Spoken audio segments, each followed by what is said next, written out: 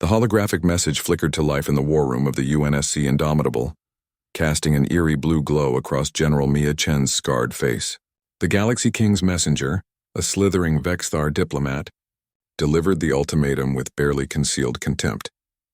General Chen, His Imperial Majesty Zarkthun the Eternal, offers you one final chance. Surrender humanity's outer colonies or face consequences beyond your primitive comprehension. Mia leaned back in her chair, her cybernetic left arm whirring softly as she drummed her fingers on the armrest. Behind her, Commander Ken Rodriguez stood at attention, his hand instinctively resting on his sidearm.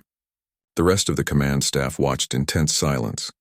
"Tell your king," Mia said, her voice cold as the void between stars, "that humanity doesn't negotiate with tyrants.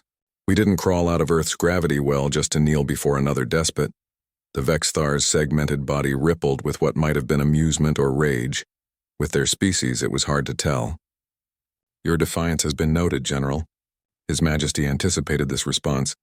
"Consider yourself marked." The transmission ended abruptly. Ken stepped forward, concern etched across his weathered features. "General, that sounded like a death threat." "It was," Mia replied, rising from her seat. "The Galaxy King doesn't tolerate defiance. He'll send his Shade Legion, elite assassins who've toppled governments and eliminated targets across 100 worlds." She turned to face her second-in-command, a grim smile playing at her lips. "But he's never faced a human who grew up in the Belt Wars." 3 days later, the assassins arrived. They came during Gamma Shift, when the ship's crew was at minimal capacity. 5 Shade Legion operatives materialized aboard the Indomitable, using Zarkthun's stolen phase drive technology that allowed them to bypass shields and hull integrity fields. They were the best of the best, a Kryn shadow dancer, 2 Vexthar blade masters, a cybernetically enhanced Thule warrior, and a Scion mindbreaker from the Collective. They had assassinated admirals, presidents, and warlords.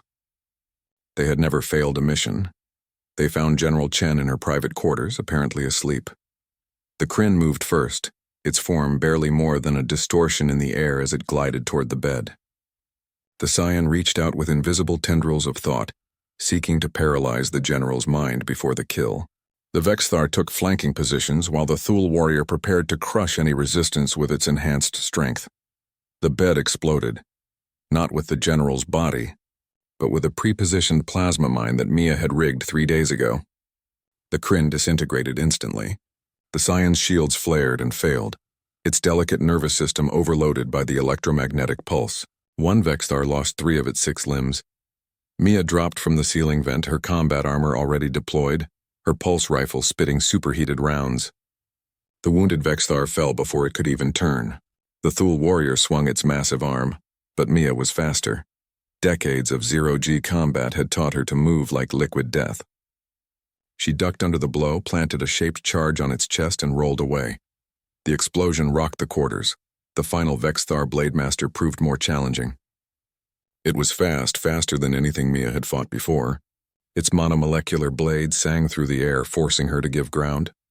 They danced through the debris-strewn room, predator and prey-switching roles with each exchange.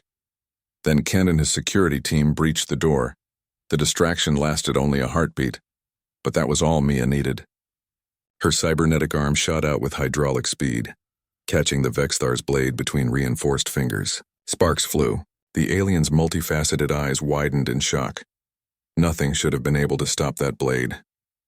"Human engineering," Mia growled, and drove her combat knife up through the assassin's thorax. In the aftermath, as damage control teams swept the quarters and medical personnel treated the Scion, Mia had stunned it rather. "Then kill it for interrogation." Ken surveyed the carnage with something approaching awe. 5 of the Galaxy King's best, he said quietly. "Dead in under 3 minutes. 4 dead, Mia corrected, checking her rifle's charge pack.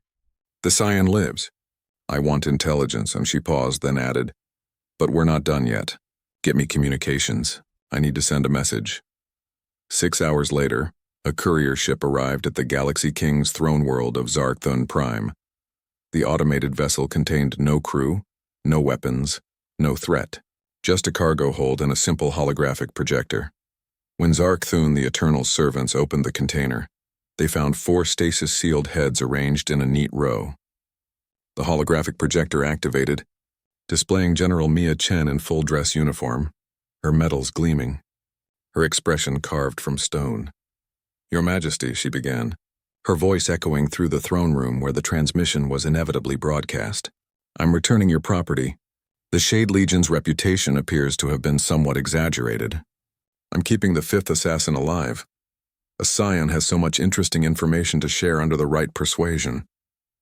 She leaned forward, and those watching swore they could feel the cold fury radiating from the hologram. "You sent assassins to kill me in the dark like a coward. Let me tell you something about humans, Zarkthun. We've been killing each other for thousands of years. We've perfected warfare, survival, and violence in ways your empire, built on the backs of conquered species, cannot fathom. We've turned our own homeworld into a crucible that forged us into something you cannot break." Mia's smile was predatory, inhuman in its intensity. "You want to test humanity? Then come yourself. Bring your fleets, bring your armies, bring everything your dying empire can muster. We'll be waiting, and when we're done, I'll personally deliver your head to your successor as a reminder. Humanity does not kneel. We do not surrender, and we do not forgive." The message ended.